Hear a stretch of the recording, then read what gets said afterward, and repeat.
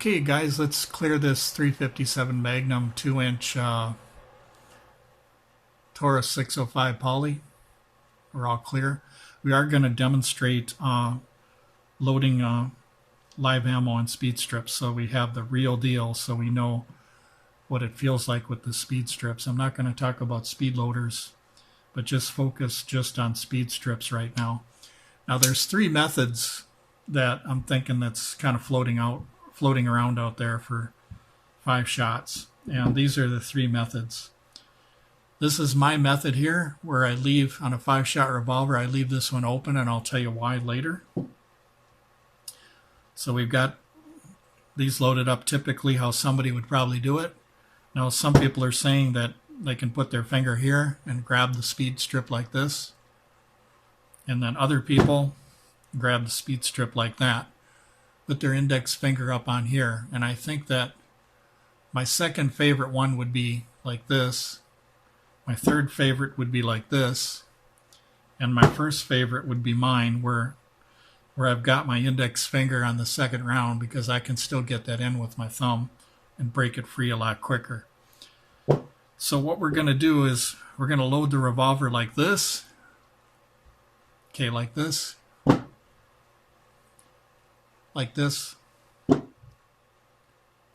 and like this. Now what I've done with all different ways is I've done these hundreds and hundreds of times, and I know that I'm faster with this. So it got down to some science where I had to really prove to myself which way was better for me. And what works for you might not work for me, and vice versa. So what we're going to do is we're going to do that first method where we're going to grab it. We're going to grab it like somebody grabbing it like this, for example. Okay. Notice here that this finger, I'm going to have to move it now up here, and then all these other fingers have to move around and reposition themselves. See that? You have to reposition all your fingers now.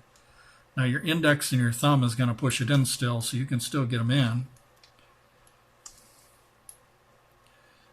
You can still get them in. You can use any finger you want. Now in this last one, notice this tab has to flex quite a bit. And if you have your thumb and your index finger here, you can rip it, but sometimes there's not enough surface area. And then it also has a lot of flex before it goes in. Okay, so that's my least favorite way to do it, is that one that I just showed you. So this one's a little better. It's where you got your index finger on this one here. But notice how this one even has too much flex in it, where you have to really, really bend. Whereas mine right here, I'll show you later, you don't have to really do that. Okay, now this last one, once again, you got this tab here. You got a lot of flex in there, and then also you got to make sure that your thumb and your index finger rip that thing like that. Okay, that's that one. Now let me show you mine.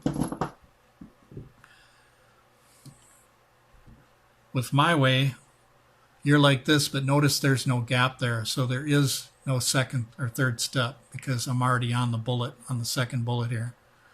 So I'm able to push mine in. But when I get to the end now on the last round, notice that I don't have this flimsy tab thing that I have to grab right here. I can grab more surface area. I can grab a thicker, stronger portion of the speed strip so that I can set that round free. I'll show you what I mean. Now, a lot of people say, well, you don't have a gap, so you're not going to be able to get the bullet in. No problem. If my index finger is on the second round, notice I could even do this in the dark if I wanted to. I can get that first round in every time because my index finger is up against the cylinder.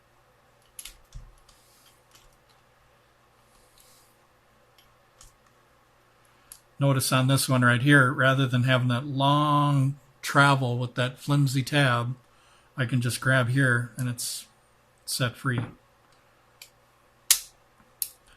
So that's what I'm saying. Oh, another thing about revolvers I got to tell you too is where that recess is right there. Where that recess is right there, you want to make sure that it's spinning that direction because that lug right there, it's a little bit better on that lug, that locking lug right there. So when you close the revolver, you never want to whip it. You want to push it and then go like that. Counterclockwise. I think Colt's the other way. But anyway, I just wanted to share that with you guys. And the way I did this too is with time trials. So what I did is I took the revolver and I was on the clock with myself, and I don't have the times on me right now that I can show you. I had done this quite a while ago, and I don't have the piece of paper that I used to do it with. But my method is like this because I started doing it the way other people were doing it, and I found out that when you copycat other people, 20 years ago or whatever, when you had HKS and Safariland and stuff, you just kind of did it the way that they showed you, but there's always other ways of doing things. You just got to experiment with yourself. And I feel it's the same way with these speed strips. You have to experiment with yourself. The nice thing about speed strips too is they're more flat and you can carry a lot of them on you. Even though if you have a speed loader like this, and let's say you've got an extra one, and let's say you run into a serious problem where you need a lot of ammo or something, you could have several of these speed strips, and I'll show you here how I store these. But I'm going to load them up the way some of you load them up, where you're going to have that gap right there, so you can, I guess you guys feel like it's a handle, where you can get a hold of it easier, like that. Whereas me, there's no big deal for me holding it like this, so I don't feel that there's a problem with holding it like this. All my fingers are even, and I feel like I got more support for the speed strip rather than like this. Like this. Now this would be my least favorite. This would be my second favorite here. And having to rip it off, with the tab. Second favorite. My first favorite would be my way here, where I put it in like this. I don't have that second step, but then at the end, rather than peeling this little flimsy thing, I can go for it and get a really good grip on this thing. And this solid surface area here, you can grab that a lot easier, I feel. So we've got this couple of these loaded up like probably like you guys would do it.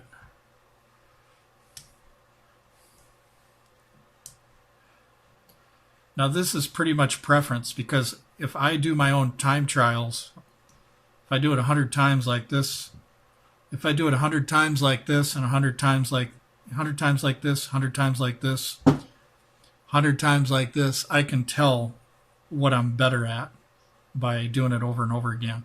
Whereas some of you guys might feel that your way is quicker. And just because your way is quicker, it doesn't mean that my way isn't the best way, because my way is doing my own research on myself, finding out what the best way is for me for speed and stuff like that. So we got our speed strips. Sometimes you can find these little pouches at garage sales and stuff, little camera bags, stuff like that, like something like this you could wear on your belt or whatever to counterbalance your revolver. It's got weight to it, but so do the bullets here on this side. So you can have the revolver on this side and the bullets on this side, even though I realize when you're reloading, you're going to have to take your hand over the other side unless you put this pouch over on your draw side. But anyway, let me show you something here. So speed strips in a pouch or something, it doesn't have to be this one. It could be anything you can think of. But notice you can put them in where the tab is right here, where you can grab that tab and you know where they're at. And you know how to hold it when you pull it out. So for example, if this was on your right side, you'd be like this. So here's your revolver. Let's say that the pouch is on your right side. You pull it out. You're ready to go. And there you go. So just like that. So if I got 5 rounds of 357 Magnum or 38 Special, then being it's a 5-shot revolver, it depends on how many speed strips I got. So I've got 5 shots in the cylinder. So we got 5, 10, 15, 20, 25, and then also you could put loose ammo, more loose ammo down in here too if you don't have any speed strips, or you could even do something like this. You could dump one of these speed loaders in here, whatever you want. There's a lot of ways to carry, a lot of ideas. And one of the ideas I was going to show you is with cheaper holsters. Cheaper holsters, you know, they really don't last that long, but they can kind of get the job done temporarily, and I'll show you what I mean. So here we got, if I had 5 rounds in it, it's 5, 10, 15, 20, 25 rounds, which isn't too bad. Now, if you can't get something done with even 5 rounds, there's something wrong with you. Either you're staying around and you're out in the middle of the street or something, out in the open shooting and not getting to cover, or something's really seriously wrong with you. Because what you should be doing is extracting yourself from that situation, not hanging out. You know, you go to cover in reverse, not forward. You don't go to the threat, you go backwards. You go to cover, shoot if you have to for defense, and then go from this piece of cover to this piece of cover to this piece of cover so that you're fully extracted from that situation. And that's how you do it. That's how you do combat revolver. There's such a thing as combat revolver, by the way. You know, people think, oh my gosh, it's just a 5-shot revolver. You know. But anyway, people lose sleep over that stuff. But not us that practice and train with revolvers. But anyway, here's a cheaper holster. This is kind of like what you would find on Pyramid Airgun website, pyramidair.com. This is probably a $7 holster. It's just a cheapy type pellet gun, airsoft gun type holster, but it'll do the job temporarily for an open carry holster. Now, there's a clever thing that I figured out with this holster is I have a revolver, right? But this could be used for a semi-auto or revolver. So you'll notice here that there's a mag pouch right here. And what I found out something interesting, that if I have a 5-shot speed loader and I put it in here, that it will stay in there. And not only will it stay in there, it won't fall out either. So let me show you what I'm talking about. And it's in there such a way that it ain't going to fall out, and it's very fast to grab it, because the ammo pouch you want to draw from your right side. If you're carrying the revolver on your right side, that's where you want your ammo, because when you're reloading this, you're like this, and see, my right hand has to reach down for the pouch. You know, one of these, right? You have to reach further down on your belt, whereas something like this is up much higher. But what I want to show you is something kind of cool. I know it sounds kind of strange using a magazine pouch for a speed loader pouch, even though it's not deep enough. But notice what happens here when I put these rounds in here. Now, I have tested this out in real public, and I walked around all day, and I even went out in the yard and I ran back and forth and did jumping jacks, all kinds of crazy stuff to see if this would stay, and it stayed the whole entire day. So here's the point I'm making.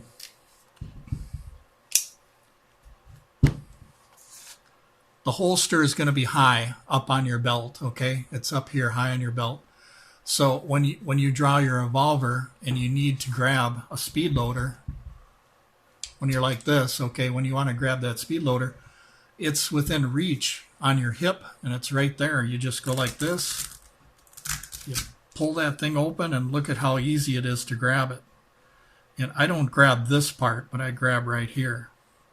And I have my index finger right here because I want to find that first round with my index finger. And then once you line them up, they're in. See what I mean? So this isn't a handle, it's a release device. And another thing I want to show you is obviously you want gravity to be your friend and help you get the rounds in, so you want it like this. But the other thing is you don't need to shove them in to get them to go in. A lot of people think that you have to shove them in first and then release it. As long as the jacketed part of the bullet is in the hole somewhat, like right here, notice that they're not all the way fully inserted. If I would try to insert them all the way like that, I could get jammed up on the rubber. And even revolvers where you don't have rubber getting in the way, if you push it in like this, sometimes you can get them jammed up anyway, even if it isn't this kind of revolver with that rubber surface area right there. But once again, you got gravity like this, and you got your index finger on that first round. Now, when I'm putting it in here, notice that only part of the bullet is inside. So just when you know that they're lined up, whoops, so I didn't have this open. Let me do that again. For starters, make sure the cylinder's all the way open. I'm trying to do this on camera too, so it's kind of strange for me here watching through my camera. I'm trying to do this for you at the same time. All right, but no excuses. I'll admit that, no excuses for anybody. All right, so you got it here. I'm going in right there, feeling for them holes. There we go. Oops, almost. There we go. So anyway, let me try this one more time just to show you.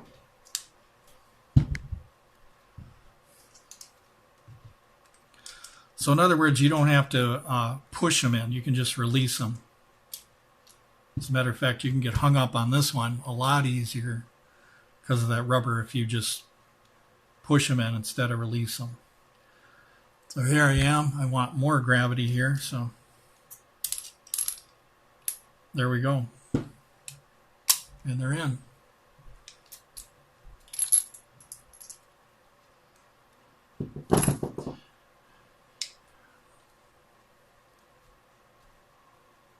And she's all clear. Okay. So anyway, what you guys need to do is, this is kind of a cool idea that I showed you here, because in the pouch, which are cheap pouches sometimes anyway, what happens with these pouches is they need a plastic reinforcement in here. I put a Dixie cup in here one time, and then also this coffee pod thing, them coffee pods for them Keurig machines, or I don't know what they're called. I think that's what this is, but what they need to do is reinforce these so you can just pull them out without nothing grabbing. So this comes out, see? But notice if I had it just with the material here, and then you go to grab it, see? It hangs up inside there. It hangs up on the sewing parts right here. So that's one of the disadvantages of these cheap speed loader holders. They are nice to have, though, don't get me wrong. And then same with these ones here, the dual ones. The dual ones are just a little bit better. They fit a little bit better. You can get them out quicker. But all are different anyway. Even if they're Velcro, they're all a little bit different from each other. So, like I was saying, notice how I can really get a hold of this thing right here. See, all I have to do when I got my thumb on here, notice that my finger's here. All I have to do is go like that, I pull it out, my index finger's already on that first bullet right there. See that? Comes out lightning fast. And I don't grab here, I grab like this. That's how I grab them.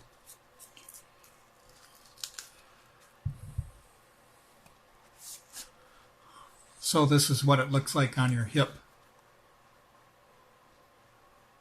So you got this there. Now people look at this and they say, oh, that's cool, you know. I've had some guys compliment me on this. They said, yeah, it's a magazine pouch, but it looks like you put a speed loader in there. And I said, yep, that's exactly what I did. Speed loader. You could probably even drop a speed strip in there, for all I know. But yeah, the bullets are probably too long to throw in there. But it goes in, it's almost like it belongs there. Other than, you know, this part, you know, if it was specially designed for it, it wouldn't be a magazine pouch. It would be a speed loader pouch built in right here. So that's 10 rounds right there. If you can't do something with 10 rounds, people, you've gone crazy.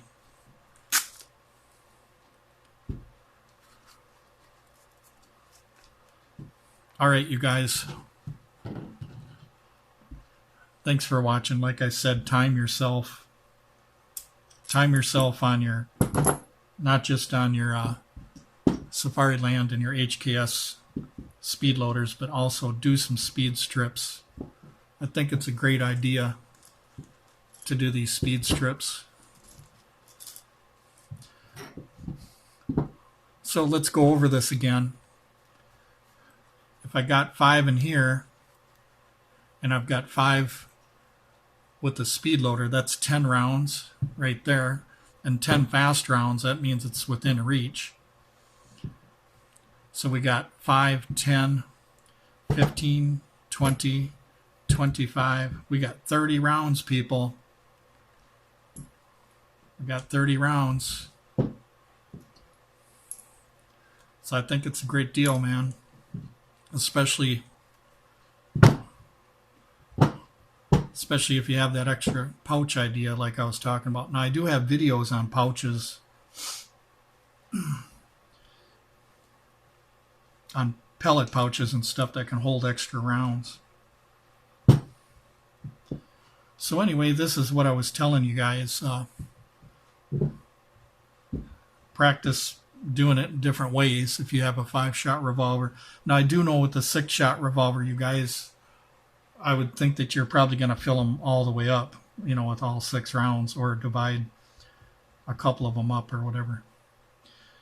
But anyway, we got 5, 10, 15, 20, 25, 30 rounds, people. So talking about ammo capacity, there you go, folks. And not only that, 158 grain 357 Magnum coming out of a 2-inch barrel, about 400 and anywhere from 450 to 500 foot-pounds, depending on if these are buffalo bore or whatever. These are federal, so they're probably maybe 450, maybe, I'm guessing. Somewhere around there, maybe a little bit more. And then buffalo bore, you could probably get up over 500. But I got a chronometer, but I haven't been out chroning anything lately anyway. But anyway, thank you very much for watching, you guys.